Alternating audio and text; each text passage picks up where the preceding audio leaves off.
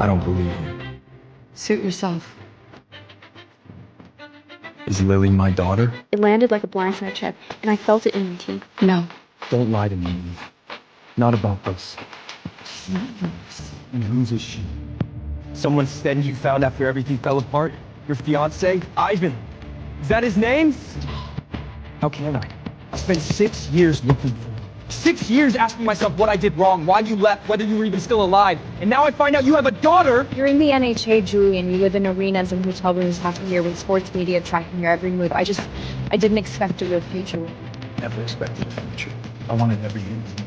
Marriage, kids, a real life. You were the one who walked out. Because I didn't have a choice! He asked if I regretted leaving him. No. I lied. The truth is, I never stopped loving him. Daddy. And our daughter? She just called him Daddy for the very first time. I bought a boyfriend in college. It was on the ice at the University of Michigan. I watched Julian wean, the broke kid in secondhand pads and borrowed skates, and made him an offer. Stay with me, and I'll pay your grandfather's medical bills. For 3 years, I mistook staying for love. He swallowed his pride, and I was naive enough to believe he loved me. I really thought he did. Until I got pregnant, until my family went bankrupt, until the FBI seized everything we owned. I deleted his number, erased every trace, and disappeared with the baby growing inside me. He never knew we had a daughter. 6 years later, I'm dancing at the Velvet Strip Club in Detroit to pay off my family's debts. He's the NHL's hottest new defenseman, a superstar with a $10 million contract and an actress on his arm. I never expected to see Julian again, let alone here. A heavy spotlight beats down on me as I count the steps to the VIP lounge. Tonight's uniform, black lace bodysuit, 6-inch stilettos, and a mask. Luna, champagne service. VIP room 1. Do not screw this up. Luna. That's my stage name, my shield. I push past the heavy velvet curtains. The booth is drowned in neon blue light. 3 men in expensive suits, 2 Instagram models, and Julian. My knees go weak. The silver tray in my hands trembles. He's lounging against the leather sofa. The same eyes that used to light up when he saw me. Now, they look right through me. About time. We ordered that bottle 20 minutes ago. I apologize, sir. I murmur, keeping my chin tucked. I'll open that for you right now. My hands know the routine. Twist, pop, pour. Don't think about the faded scar above his left eyebrow from that sophomore year brawl. Don't think about how he used to pull me into his lap, calling me his lucky charm. Julian, remember college? The blonde plastered to his side. Maya Hart, some Netflix actress, trails a manicured finger down his bicep. Didn't you date someone back at Michigan? I remember people saying she came from money. My thumb slips. Champagne spills over the rim of the glass. Julian's voice hasn't changed. It's still that same low, chest-vibrating rumble. Yeah, I had one. Whatever happened to her? Silence stretches out like a blade. I keep pouring, watching the bubbles rise and burst. She left. That's all I know. So cold. My face burns. I set down the bottle and turn for the door. Wait, My heart lurches to a stop. I freeze. turn around. Did he recognize me? Impossible. I'm wearing a mask. I froze, my back to the only man I'd ever loved. The father of my child. I counted my own heartbeats, each one a fist against my ribs. Is there a problem, sir? I forced my voice flat. Take off the mask. I can't. It's against club policy. I'll buy it. He said, his tone glacial. Take it off. My fingers found the silk ties at the back of my head. My body reacted before my mind could catch up. It remembered him. The lace fell away. I heard the hitch in his breath, felt his eyes burn into my back. Eve. His voice broke on my name. Julian stood. I heard the creak of expensive leather, felt the heat of him closing in. That sandalwood cologne hit me like a punch, the one I'd bought for his 21st birthday. The one I'd sprayed on my pillow for months after I left. Turn around. Slowly I turned. Up close, the boy I knew was gone. In his place stood someone harder, stronger, built from years of discipline and damage. But his eyes were the same. Still hungry, still wounded. You have got to be kidding me. Mr. Wine. Mr. Wine? 6 years, Eve. 6 years you vanish, delete your number, drop off the face of the earth, and now I'm Mr. Wine? Maya was staring. The suits were staring. I didn't care. My only concern was the door, 20 feet away, and the little girl waiting for her mom in the back. I have to go. He closed his hand around my wrist, not hard, but enough to anchor me, the way he used to when he wanted to calm me down. Not a chance. We're talking. Let go of me. Not until you tell me why. Maya touched his shoulder, Julian, her glare cutting straight through me. you're making a scene. Someone's filming. He didn't look at her. He didn't let go. Why? His voice dropped to something raw and quiet. Why did you just disappear? The real answer was burning a hole through my chest. Because my family was destroyed, you had just been drafted, and I would not be the anchor that dragged you under. Because I got bored. It was just a college fling, Julian. It ran its course. His jaw locked. Fine. Something shattered behind his eyes. You want to do this the hard way? He pulled out his wallet and threw a stack of cash onto my tray. $500. Strip now. I've never taken a private client at this club. Marco knows it. The other girls know it. Luna doesn't do extras. But Marco also knows what $500 looks like. He knows the name Julian Ween, and he knows when to look the other way. 20 minutes. Don't screw this up, Luna. He's got the owner's cell. One call and we're all out on the street. Now it was just me and Julian. He sat in the center of the velvet sofa, knees spread, elbows on his thighs, watching me like I was a puzzle he'd lost the final piece to. Strip. He said again. What? You heard me.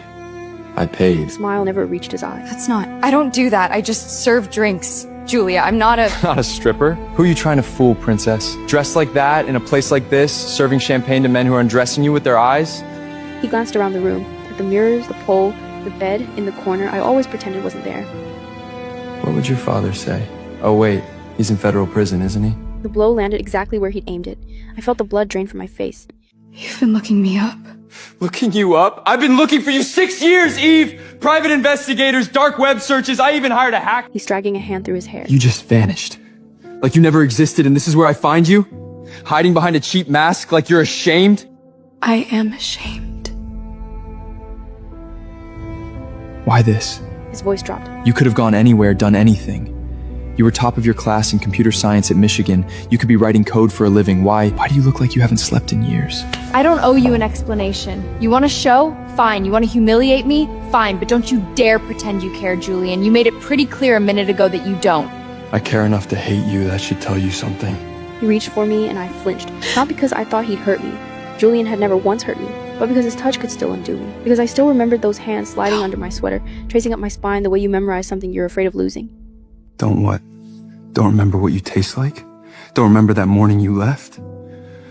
How you kissed me, told me you'd see me at graduation, His voice broke. how you lied? I stared at him. I didn't lie. You said you loved me. At the pain he kept so carefully buried. At the boy I had walked away from because I loved him too much to let him burn his future down for mine. I did, I thought, dropping my gaze. I still do. The door crashed open. A tiny blur shot into the room and slammed straight into Julian's legs. No, Lily. Daddy! My frantic eyes flew to Julian. Are you my daddy? Why are you making my mommy cry? She's just confused. I stammered, my heart slamming against my ribs. Eve, who is she? My mouth opened, then snapped shut. Lily ducked under my arm and planted herself between me and the tall, dangerous stranger. You're very tall. She declared, craning her neck to look up at him. Are you a giant? Julian stared down at her, at the mess of dark curls just like his, at the exact same shade of ice blue eyes, at the stubborn set of her jaw that was all me. No, I'm not a giant. I play hockey. What's hockey? It's a sport. On ice. Like in Frozen? He swallowed hard. Yeah, something like that. You made my mommy cry. You should say you're sorry. I'm sorry. Eve, how old is she? 4. She's 4. The lie sat between us like a stone. 4, not 5. 1 year's difference. Enough room for doubt. Enough to make her anyone's. My Lily, my sweet fearless Lily, reached out and took Julian's hand. Your hands are cold. Mommies get cold too. She says it's because we're part polar bear. Are you? Julian crouched down to her level. What's your name? His voice strained. Lily Hartley. It's a pleasure to meet you, mister. She stuck her hand out formally, like a tiny CEO. Wine. Julian Wine. The hockey player? Mommy has a picture of you. It's all old and wrinkled, and she looks at it when she thinks I'm asleep. She says you're... I scooped Lily into my arms. Okay. So tight. Time to go, baby. Mommy, put me down! His hands are cold like ours. He could be a polar bear too. I want to be his friend. Eve! His voice stopped me at the door. I didn't turn around. Is she mine? No, she's not yours. I lied. Then I ran. Later that night, with Lily sprawled across my chest in a tangle of limbs, I watched the gentle rise and fall of her sleep. Her eyelashes were 2 perfect dark fans against her cheek. His eyelashes, My mind, the traitor it always was, dragged me back. It was the fall of my freshman year, on the ice at the University of Michigan. Julian Ween stood out for all the wrong reasons. He was the kid in second-hand pads held together with hockey tape, skating on borrowed blades. His jersey had been washed so many times the number was barely legible, but he carried himself like none of it touched him. All sharp angles and coiled tension, like something waiting to strike. I loved the cold focus in his eyes, the hard line of his jaw that refused to yield to anyone. He was also drowning. His grandfather's medical bills were burying him alive, and the hockey scholarship he should have had was handed to a legacy kid whose family had the right coach on speed dial. I wanted to help him. Julian, I really like you. And I have money enough to help with your grandfather's medical bills. Let me help you, please. He looked at me like I'd just insulted everything he'd ever worked for, but I'd never lost at anything, until the night his grandfather collapsed from a heart attack. The ICU bill was $20,000 a day. I paid it before he could argue, and Julian finally let me in. In my foolish, naive heart, I thought I'd saved him. It took me years to understand I'd just broken him differently. He never stopped working side jobs, never stopped waking at 4 in the morning for extra ice time. He barely touched my money, but the damage was done. Whispers followed him through the locker room. Teammates looked through him or hit him a little too hard in practice, and I, still floating in my comfortable bubble, would just squeeze his hand and tell him they were jealous. I never once saw the war he was fighting on his own. Then came senior year. My family collapsed. My father was indicted for fraud, and the government froze every asset we had. I couldn't cover my own tuition. I went from heiress to broke overnight, and I didn't tell Julian. I made a choice. I called him to meet me outside. I can't do this anymore, we're done. Why? You were fun for a while, Julian, but I'm moving on. Fine. That night I snapped my SIM card in half, deleted every account I had, and caught a bus to Chicago, pregnant and alone. I didn't tell Julian, because I had just found out I was pregnant, and he had just gotten his draft offer from the NHL. I ran from the debt collectors, from the city, from him, Detroit to Chicago to Milwaukee, city to city, until I came back here 3 months ago. I never thought I'd see him this soon. My phone buzzed on the nightstand at 5 in the morning. We need to talk. Don't make me come back to that club to find you. The next night, Marco pulled me aside before my shift. VIP room. He asked for you by name. I can't. Eve. He bought a $20,000 bottle. He's not going anywhere. Just go. Julian was in the same booth alone, in a leather jacket that cost more than my month's rent. He was turning an empty glass slowly between his fingers. I have other tables. Sit down, Eve. I'm not leaving until we talk. Something in his voice made me sit, on the very edge of the cushion, ready to run. Why did you leave? Were you really just done with me? That same predatory stillness he'd always had on the ice. 6 years hadn't thawed the Michigan winter in his eyes. Your number was disconnected. Every account gone. I even called the university's alumni officer. You really didn't want to be found. No, I wanted to scream. I was pregnant. I wasn't going to let you throw away the NHL for me, but I didn't. You always knew what I was like. I got bored. I moved on. That's who I am. I don't believe you. Suit yourself.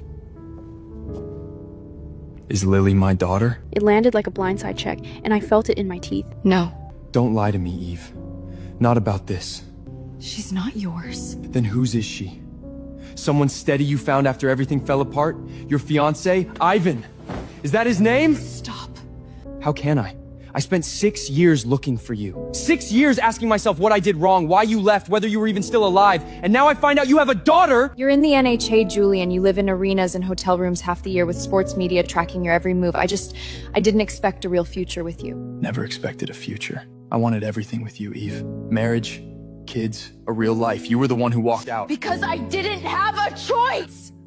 The words came out before I could stop them. Steadied myself. You already know what happened. My family collapsed. My father's in federal prison. The debts are still not settled. I had I would nothing have faced left. all of that with you.